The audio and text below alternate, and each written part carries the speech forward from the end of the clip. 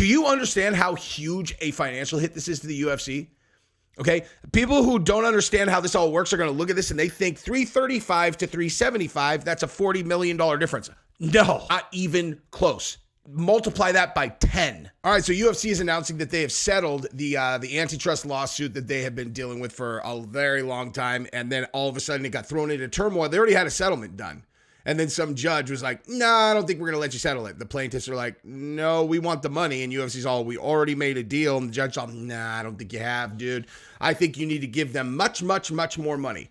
And when you see the number on this and it says 375 million, and then you go, well, that's not that much worse than 335 million. Oh, it's a lot worse.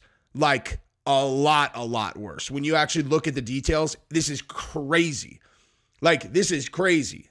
I cannot stress this enough. They were settling 2 lawsuits for 335. Now they're settling 1 lawsuit for 375. Okay, it's a really big deal.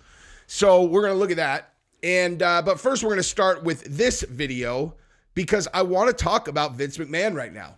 Okay, so Vince McMahon apparently almost bought UFC, passed on it, and I watched the Netflix documentary yesterday, and oh my God, it was unbelievable. It was so good, dude.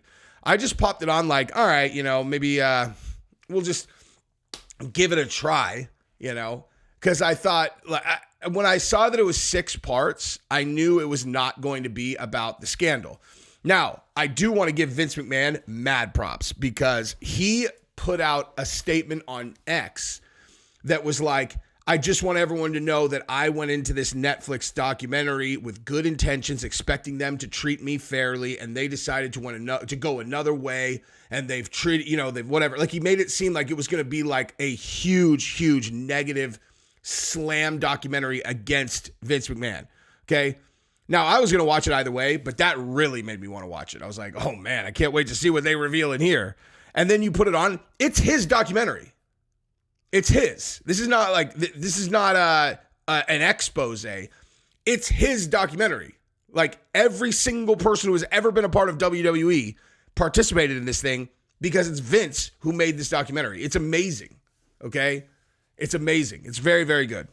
But I want to talk about that a little bit too, and then talk about, why he didn't buy the company. And so that's what we're going to do. But first I got to tell you about PrizePicks again, because all I'm going to do is I'm just going to play the game, you guys. PrizePicks is the best daily fantasy game of all time. I really wish I would have thought of it when I was in this business. Now, aside from it being very easy to get your money in and out, getting great payouts for games that you win.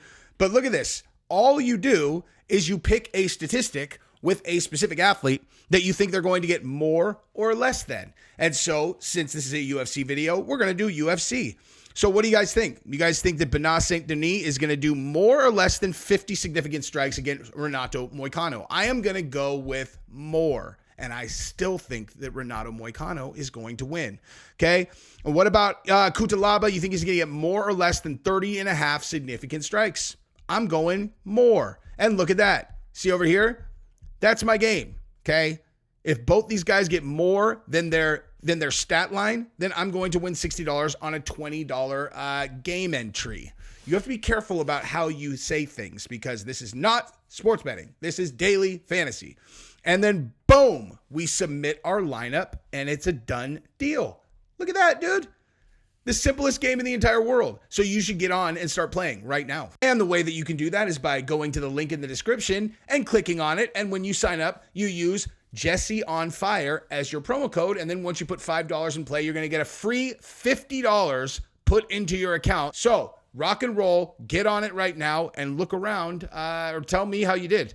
Email me your results because I am curious if I am doing as well as anybody else. So buckle up, dudes. All right, so I want to start with the documentary a little bit, and I'll say this. Like, if you want a taste of that world, just skip straight to episode 4 and go to the Attitude Era because that episode is so wild, man. Because I was like, here's the thing. I was not a person who watched WWE. My parents didn't let me. And look at this, dude. I mean, it's just like another perfect example of parenting, oh, here's what we think we're doing with parenting, and then this is what the actual outcome is. Example, I was not allowed to play with toy guns. I wasn't even allowed to play with G.I. Joes, okay? I had to play with Star Wars, like a lightsaber is as close to a weapon as I was allowed to play with when I was a kid. And I own, literally, if you were like, how many guns do you own, Jesse on Fire? I would be like, I have no idea. I honest to God, I don't know. Like it is a very large number of guns. So how'd that play out, mommy? You know what I mean? And then, hey, no, you're not allowed. Oh, wrestling. No, it's violence. And what do I do for a living now? I talk about actual violence. You know what I mean? It's like, you can't stop a person from being what they are. You know what I mean? It's cool that you're a hippie, Mom, but I am what I am. But nonetheless, I just did not watch WWE, or technically back then it would have been WWF. So I cannot stress this enough. I did not understand what wrestling was until yesterday. Okay, seriously. I always thought pro wrestling is so lame, you guys. You get all these super yoked guys and they do like fake fights. How could you possibly get into that? I don't get it. The fights are not real. I didn't understand. It's a soap opera, dude. And the Attitude Era, if I would have been watching that show, it would have been my favorite show of all time. It literally would have been my favorite show of all time. They were so insane. They did not give a fuck. It's like anything that you could think of, they would do.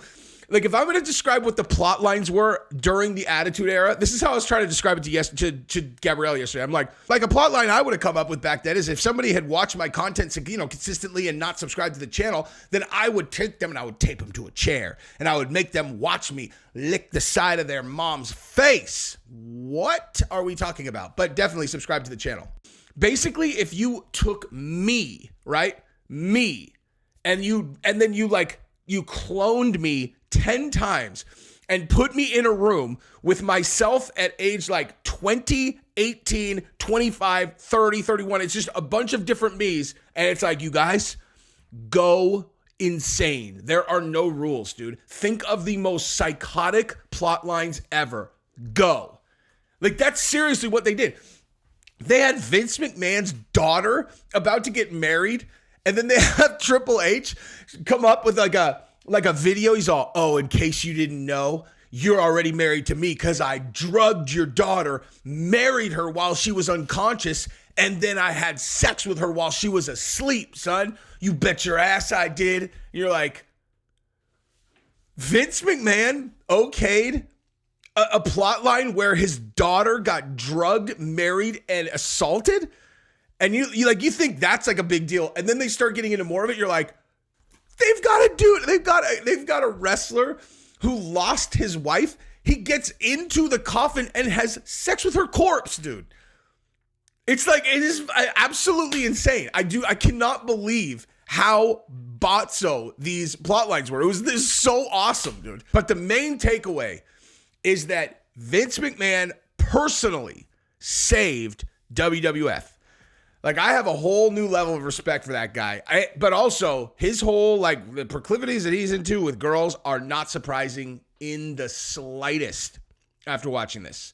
Like, not surprising in the slightest. He's got a rough childhood, man. Apparently, he was getting beat up every single day, and they even implied that his mom had sex with him. Okay? His mom had sex with him. So, if you could imagine what kind of trauma that would kind of shove down into a person's brain, because I doubt he wanted to be doing that, right? And so it's like, I'm this tiny little kid, and I don't know what's happening, and I just and then he turns into a man. He's like, I just take it from whatever I want, not rocket science. But anyway, he could have bought UFC, and let's talk about that part. All right, so the UFC is now one of the most profitable sports entities, yada, yada, yada. So at the time, the UFC, they got in some financial problems and came to us. They're like, hey, would you like to purchase UFC? Shane revealed in the new Netflix documentary, Mr. McMahon. I go, this is cool. And it was in the early 2000s, right? I said, Dad, let's just go for this one. I thought we could really grow that brand because it's tailor-made for what we do. We have a production team. We have live events team. We had a merchandising team. We have all of it just ready to go. So to me, it was plug and play. Groomed as a potential successor for his father in professional wrestling business, Shane reportedly saw the UFC as his chance to prove he had the acumen to take over an organization and turn it into a financial success. That could then set the stage for him to run WWE, and his father would step down. So Shane McMahon wanted to buy UFC and build it up. When it was presented in terms of buying UFC, I didn't like that business model, Vince explained, because our business model, you can create characters much like Disney or someone else, and we can use them forever. Wow. He is so smart, dude. He is so smart. That is the problem with UFC, except the UFC is the one place that figured out how they can create characters. As opposed to boxer UFC, once you're beat, once you're hurt or something, your career's over. We're in show business. That's a sport. I mean, listen, he was wrong. He was wrong, and there absolutely were ways to build stars, but I mean, that's a brilliant take. I mean, that is like a brilliant insight in looking at this business. If you understand the fight business, that is a very impressive read. That I've never heard someone be so right while being wrong about a decision. You know what I mean? While WWE and UFC share a lot of similar DNA in terms of athletes and personalities helping to drive interest, professional wrestling is scripted drama while MMA is real fighting. That was all Vince needed to justify his decision to pass on buying UFC and just stick to it with his day-to-day business running WWE. So anyway, he thought about it and he passed. All right, so passed on the opportunity and that was that. All right, so think about this, dude. Okay, the Attitude Era, there you go. They were killing it right then, dude. They were killing it. He probably also didn't want to get distracted. So Zuffa, a company started by Lorenzo and Fertitta, longtime friend Dana White, ended up purchasing the UFC for $2 million in 2001. While the company struggled financially for several years, UFC eventually turned things around, and the Fertittas sold the business to Endeavor for $4 billion in 2016. Man, that is a lot of money. Vince McMahon is worth I think he was worth like $2 billion or something like that. So that's a big opportunity missed, obviously. 10 years later, something UFC was sold for a lot of money. I think Shane wants to take credit for the idea of buying UFC. Vince said, Shane really thought that's the way to go. So Shane, you take your money and put it in, which didn't work. It wouldn't work because it would take a huge investment, and Shane only had a little bit of money. So that's not a good investment. Okay. Oh, okay. So Shane was going to do it. All right. So Vince is like, I wasn't going to support it. I wasn't going to support this financially. So, hey, listen, if you want to take credit for this, Shane, you take credit for it. Good job, buddy. You made the $4 billion. Anyway, all right. So now let's move over to the antitrust lawsuit, and I'll tell you exactly why this is such a big deal. All right. So the UFC has reached a new settlement agreement in one of the ongoing antitrust lawsuits filed against the company. Okay. So I want to keep this in mind. Keep this part in mind, right? Ready? Okay. On September 26, 2024, TKO reached an agreement with the plaintiffs to settle all claims asserted in the Kung Lee case for an aggregate amount of $375 million payable in installments over an agreed upon period of time by the company and its subsidiaries, following the court's denial of an earlier proposed settlement agreement. The terms of the updated settlement agreement have been memorialized in a long-form agreement, which will be submitted to the court for approval. Company anticipates that the settlement amount will be deductible for tax purposes. Okay, cool. Now, this is the part. Okay. In March, TKO announced that the company had agreed to settle both lawsuits for $335. However, in July, Judge Richard Boulware denied the settlement and moved for the case to go to trial beginning of October 28th before it was pushed again to February 3rd, 2025 in the most recent status conference. Much like the original state settlement agreement, the court still needs to approve before the case can officially come to a close. Okay. Following the filing, the UFC released a statement about the settlement on the Lee case and provided an update on where things stand with the second case, initially led by fighters such as Kaijin Johnson, which covers athletes from 2017 to present. Okay? So that 375 does not cover the second lawsuit. This is an enormous hit to the UFC. An enormous hit to the UFC. They had $335 million to settle to settle both. Now it's $375 to settle one. Okay? This is going to cost them hundreds of millions of dollars. Hundreds of millions of dollars.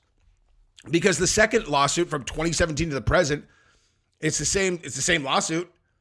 Why would they not have to pay just as much for this one? Okay?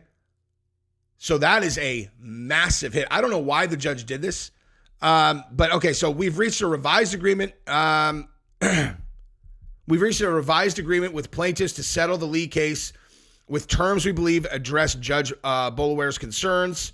While we believe the original settlement was fair, the sentiment that was also shared by the plaintiffs, we feel it is in the best interest of all parties to bring this litigation to a close. As for the Johnson case, that process is in very early stages, and a motion to dismiss the complaint remains pending. Hey, let me ask you this.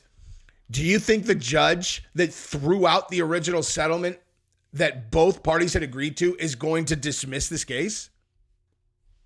You know what I mean? Like, oh yeah, that seems reasonable.